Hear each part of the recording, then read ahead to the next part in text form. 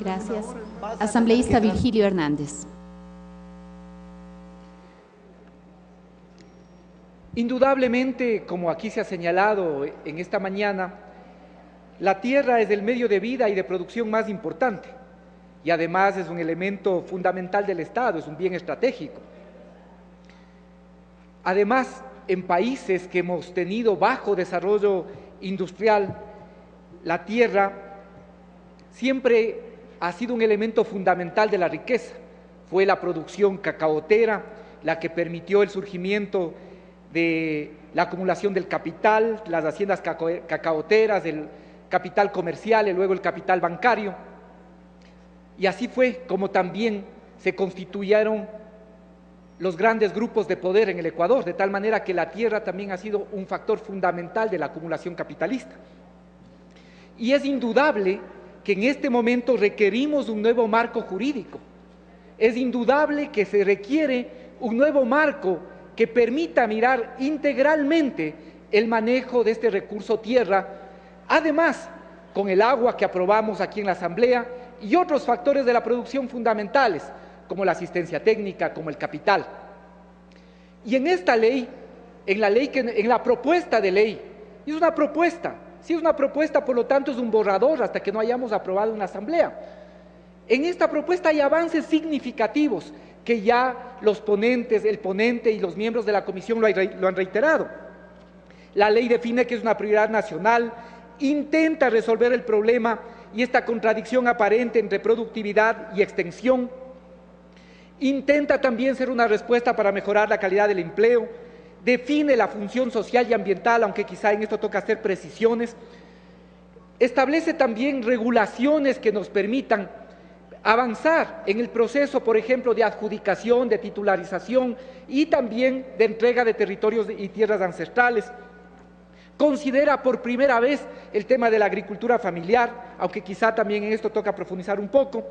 Establece prohibiciones para el uso del suelo, que parece también significativo. Crea un sistema de información pública agropecuaria, un fondo de tierras. Establece un régimen administrativo y una institucionalidad propia. Hay avances significativos en la concepción del marco jurídico en esta ley.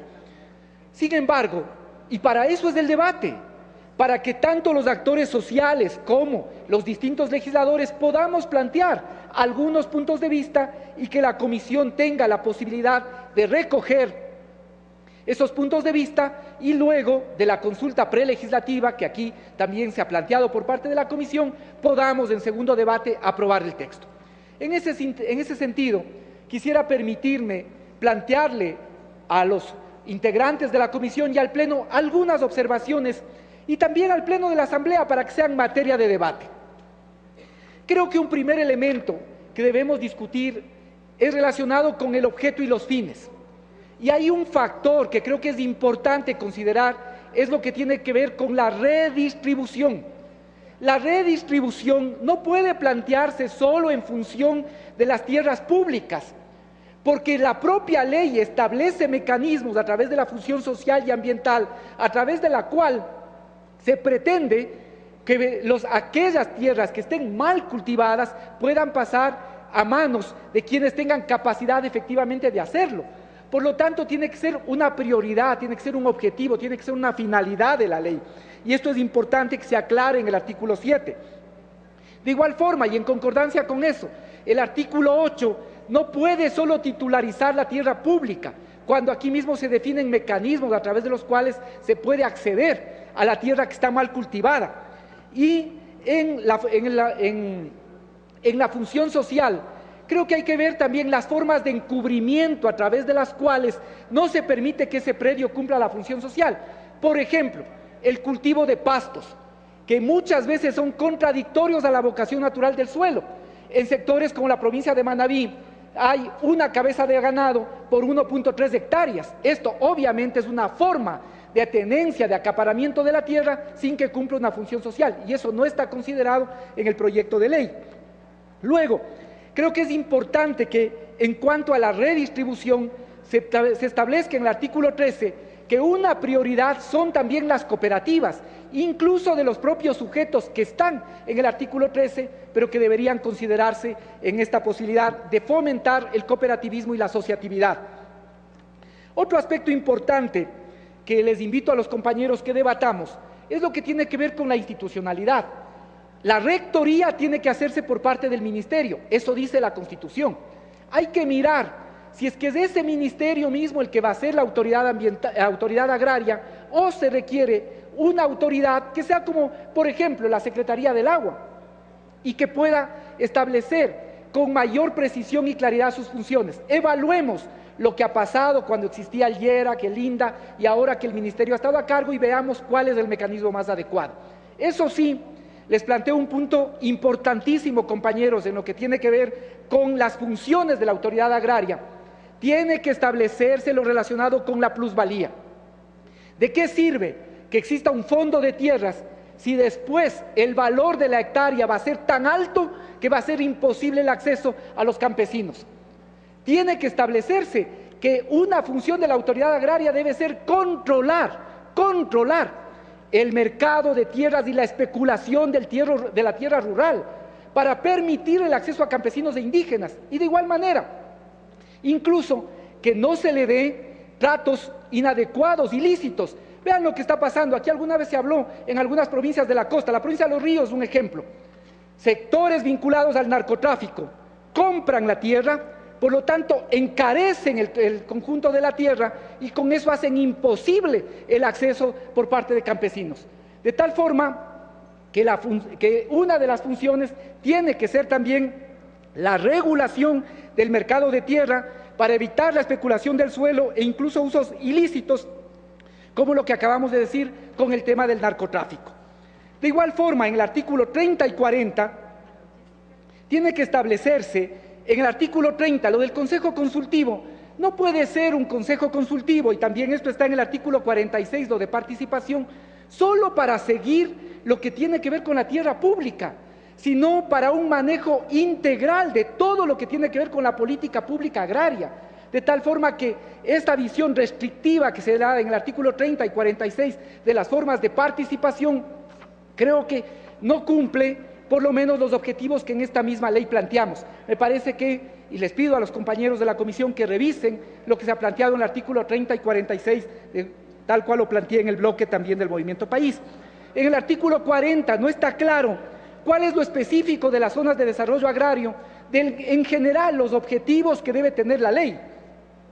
Y otro de los aspectos, quizá uno de los medulares, es el tema de la regularización. En el artículo 79 se establecen las formas de propiedad, y en primer lugar creo que habría que discutir incluso la constitucionalidad. Se establece una definición artificiosa entre tierra estatal y tierra pública. ¿Cuál es la diferencia de eso? Eso no está en la Constitución. ¿Qué pasa a la tierra estatal que ahora no tiene uso agrícola, pero que después sí puede tener? ¿Se requiere cambiar la ley para eso? Creo que hay que revisar mejor. Y sobre todo, cuando hablamos de regularización, solo se enfocan en la tierra pública, y con eso dejan a que otros tipos de conflictos queden siempre librados al campo judicial, en lugar de crear mecanismos que permitan también las soluciones administrativas. Por ejemplo, hay muchos casos en los cuales la macropropiedad está definida, pero sin dejar que se convierta en minifundio y construyendo formas asociativas, hay que definir la propiedad individual de esa macropropiedad. O en otros casos en que se adquirió la tierra, pero por alguna razón no se les entregó título. No se puede esperar que solo la solución sea por la vía judicial, sino que hay que encontrar mecanismos administrativos que permitan titularizar. Creo que este es un problema central que transcurre en toda la ley, que básicamente la regularización, titulación, se piensa solo en función de la tierra pública, y ahí tenemos, yo creo que una dificultad de no mirar el conjunto de complejidades y particularidades que puede presentarse en el campo. Lo mismo, hay que definir mejor esta diferencia entre tierra pública y tierra estatal. Creo que esa división nos puede resultar problemática y compleja. De la misma forma, quiero señalar que es importante que se mire en el procedimiento de expropiación. tal cual había señalado también en el bloque, no está claro cuál es el parámetro. Se habla del avalúo catastral, se habla del avalúo comercial, se habla de qué pasa cuando no existe ese avalúo catastral, pero no está claro. Incluso, si ustedes revisan el artículo 79, parecería que existe una contradicción entre el literal B y el literal D, de tal forma que en esto también habría que pensar en una forma de expropiación especial cuando se trata de, sobre todo, de predios que cumplan con la función social. Creo importante excluir cuando hay tierra de menos de 25, 50 y 75 hectáreas, siempre y cuando sea de agricultura familiar y de economía popular solidaria.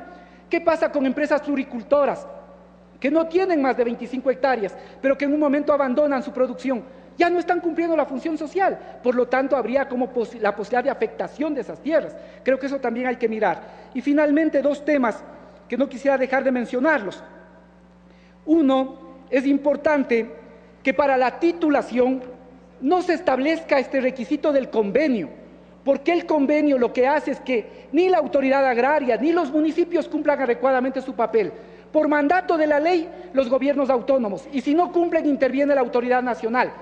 Creo que esto es importante que se pueda establecer en la transitoria sexta, y adicionalmente diría que aquí, en Quito, por ejemplo, casos como Achomec, Nueva Loja, en el extremo sur, el ministerio en algún caso, en algún momento, o el Emprovid, lotizó, estableció lotizaciones de tierra.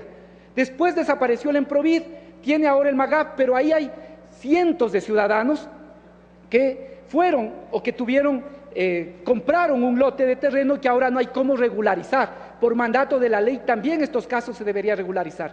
Creo que no hay que perder de vista el objetivo fundamental es que tengamos justicia también en la tierra, que con esto demos un avance significativo, porque el modelo que queremos construir es que haya la mayor cantidad de propietarios y además que cultivan esa tierra de forma eficiente y de manera integral, es decir, que tienen acceso a la tierra, al agua, al crédito, a la asistencia técnica. Ese es el objetivo fundamental y para eso creo que es importante que podamos debatir y ver qué es lo más adecuado. Gracias, Presidenta.